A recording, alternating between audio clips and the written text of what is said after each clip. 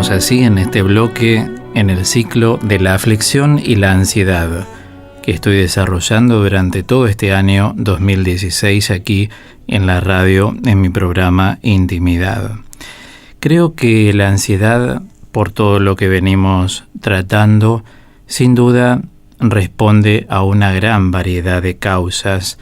A veces se dice que las causas son multifactoriales, es decir, hay una gran diversidad, pero en la mayoría se suman más de una, es decir, no hay una sola causa.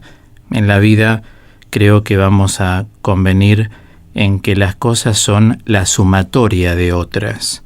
Cuando uno dice, bueno, ya no aguantaba más, hice eclosión respecto de algo, es porque se sumaron cosas. Y a veces no todos tenemos, digamos, el carácter, el espacio, la forma en que podemos, si se quiere, soterrar algunos rasgos, ¿no? Hoy vemos que mucha gente va a los gimnasios y eso es algo bueno también para los trastornos del sistema nervioso porque se eliminan las toxinas. Es decir, en los gimnasios las personas descargan, en la natación el contacto con el agua, y no todos están crecidos suficientemente como para todo canalizarlo por la vía de la espiritualidad, es decir, del contacto con Dios. Por eso insisto, cada vez que uno dice, bueno, estoy ansioso por, sepa en general que es el conjunto de cosas. Hay más de una causa que se va eslabonando en función de conformar una realidad llamada sumatoria. Antes de intentar analizar, digamos así, la etiología, es decir, aquello que da origen a la ansiedad, sepamos que no todas las causas son generadas por nosotros, sino que se advierten otras generadas por agentes exógenos. Ejemplo, ¿no? Si una persona tiene la preocupación de que en su empresa están echando gente, que se pueden quedar sin trabajo, lógicamente hay agentes exógenos a la realidad interna de uno, pero no deja de ser una realidad. Entonces, depende del grado de fe, por supuesto, acá juega un rol fundamental la convicción que uno tiene en el Señor Jesús, lo que podemos llegar a generar dentro de nosotros. Hay personas que saben trabajar la vida ya con Dios, pero para eso también advertimos que hay que llegar, no se llega de un día para otro. O sea, hay que hacer un recorrido de un camino de espiritualidad muy importante. Como ambientación entiendo que no está de más formularnos estas preguntas. Por un lado, ¿aprendimos de otras personas a vivir ansiosamente? No está de más. Si vos has vivido al lado de alguien ansioso o ansiosa, seguramente esa energía también la tenés alrededor tuyo. Si vos convivís con personas que son ansiosas, te van poniendo ansiosos, porque la ansiedad es una energía negativa, lamentablemente hay que decirlo. Por eso angustia a las personas. Distinto de vivir al lado de una persona que tenga paz, una persona que tiene tranquilidad. Hay gente que vive agitadamente su vida. Nunca los ves con una sonrisa, nunca los ves con un sentido del humor, nunca los ves con una gratitud, no expresan gratitud ante nada. Es como que vivieran alejados de la realidad y eso no favorece la salud mental, menos la espiritual y la afectiva. Entonces digo, ¿aprendimos de otras personas a vivir ansiosamente o a preocuparnos de todo en vez de ocuparnos de lo que a nosotros nos compete? ¿Cuántas veces la gente se hace responsable de lo que otros tendrían que haber hecho? Nosotros podemos ocuparnos de lo que es inherente a nuestra responsabilidad. Esto es muy común en las parejas. Más de una vez se sienten muy culpables, ¿no? Y el sentimiento de culpa es hunditivo, no eleva. Lo que eleva es la responsabilidad, pero en una pareja hay dos partes. Hoy daba este ejemplo en el retiro espiritual, que si no se simetriza la relación, las relaciones no van. Lo mismo pasa en cualquier vínculo. Tiene que haber paridad. Cuando empleo el verbo simetrizarse, que es un neologismo, hablo de la paridad que debe establecerse. Si uno no se simetriza, hay siempre uno abajo y otro arriba. Y eso no es bueno tampoco. Eso genera ansiedad, porque parece que no tenés voz ni voto. O vivís tapando a otra persona o la otra persona te tapa a vos. Digo, se me ocurre también poder pensar, porque mi metodología de trabajo es a través del planteo, ¿cómo fue que llegamos a tener miedo del rechazo de otra gente?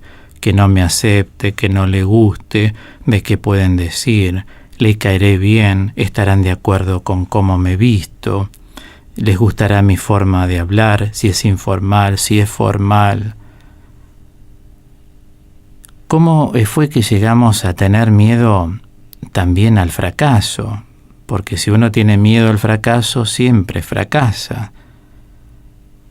Hay experiencias que no nos favorecieron, de las cuales pudieron, digamos, los demás creer que nos tiraban abajo con sus calumnias, con sus difamaciones, pero en realidad son ellos mismos que se están cavando su propia fosa. Una cosa es cómo te ven los demás a vos en este sentido negativo, y otra cosa es cómo vos te ves. Muchas veces es muy inteligente saber salir de la escena, o sea, retirarse del campo en el momento en que uno no debe estar.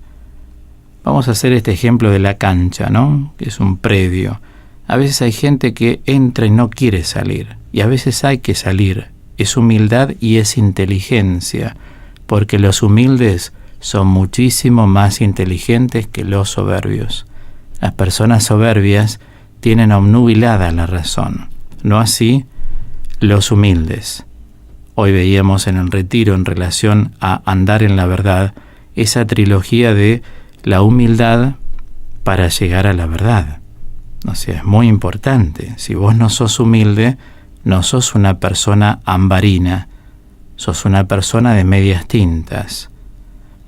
Entonces digo, ¿cómo fue que llegamos a tener este miedo del rechazo, de lo que dirán, pensarán, opinarán, del rechazo de fracasar? Y si fracaso, ¿qué pasa? Mejor no. De lo que los otros puedan opinar, si fuiste mamá soltera, si no fuiste mamá soltera. Antes trataban de cubrir todo. Son ráfagas sociales que van y vienen por la vida. A veces la historia, como lo vemos, es recurrente.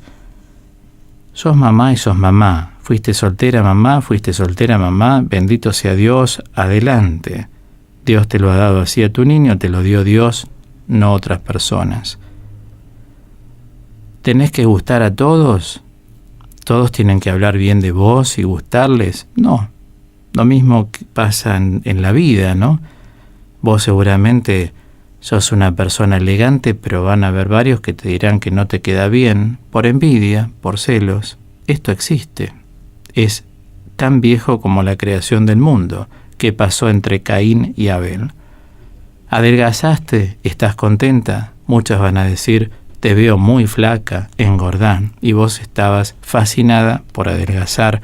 Sé vos, tenés que tener entidad, esto es fundamental. Las respuestas no deben ser taxativas, ya que la ansiedad se descubre, digamos, en la compleja advertencia de la interacción que generan los problemas. Esto es, no se trata de una ecuación matemática, sino de la habilidad de descubrir las relaciones que la originan. O sea, ¿cómo se me originó esta ansiedad? Esto relacionado con esto y con aquello. Y son muy personales. Sin embargo, la experiencia da a luz causas comunes que pueden ser de gran utilidad para nuestra reflexión. Por un lado, una causa es nacer ansioso. ¿Saben que cada vez hay más personas que nacen con la tendencia a reaccionar más sensiblemente que otras? Esto quiere decir que son más proclives a entrar en el síndrome de luchar o huir. Luchar o huir, no permanecen. Probablemente estas personas estén más propensas a sentirse mal a lo largo de la vida que aquellas que no tienen estas características congénitas. Claro que la presencia de Cristo en nuestras vidas modifica todo. El proceso de conversión es una modificación realmente abrupta y sabrosa a la vez, incluyendo lo genético, porque lo genético, el proceso de conversión lo modera. Por ejemplo, hay personas que han nacido iracundas y tienen genes comprobados científicamente iracundos. Bueno, esas personas podrán no vencer la ira, pero la podrán tener bajo control, o sea, ejercen la moderación, no se precipitan así nomás. Algunos, uno dice, parece que nació ansioso, ansiosa, porque tuvieron padres muy ansiosos y la ansiedad se contagia a los niños.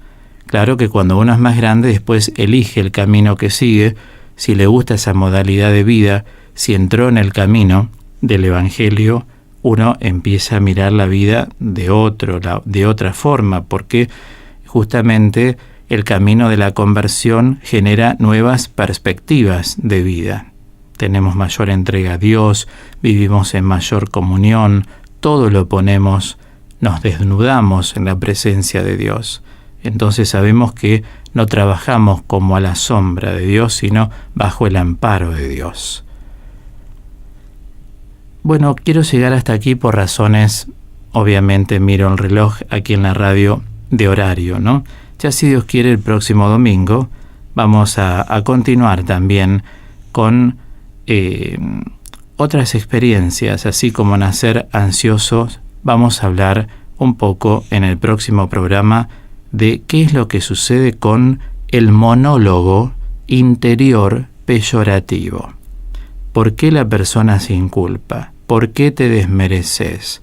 ¿Por qué dejas que la estima se te caiga? Eso lo vemos, si Dios quiere, en la próxima emisión.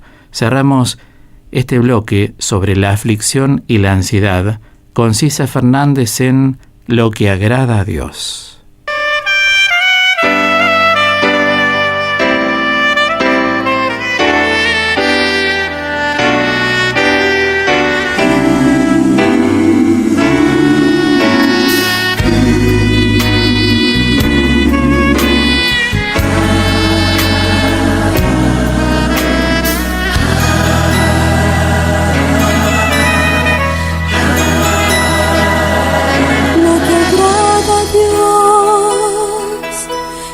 Pequeña alma,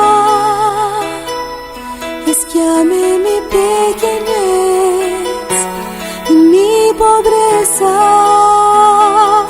Lo que agrada a Dios en mi pequeña alma es que ame mi pequeñez y mi pobreza.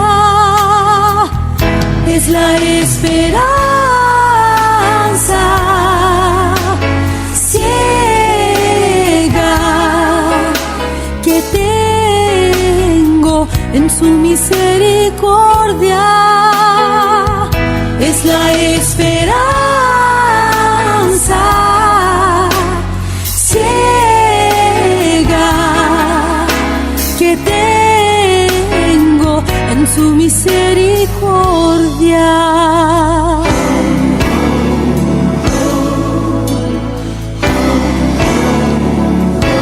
Que agrada a Dios en mi pequeña alma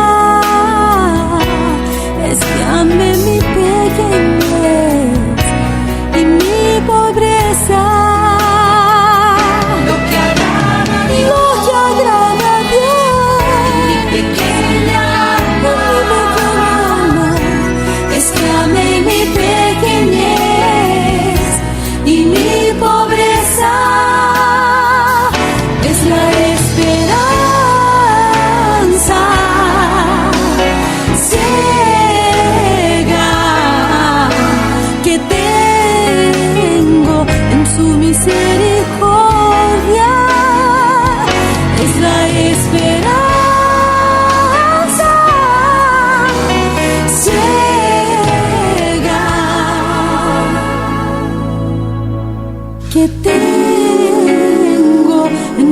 misericordia.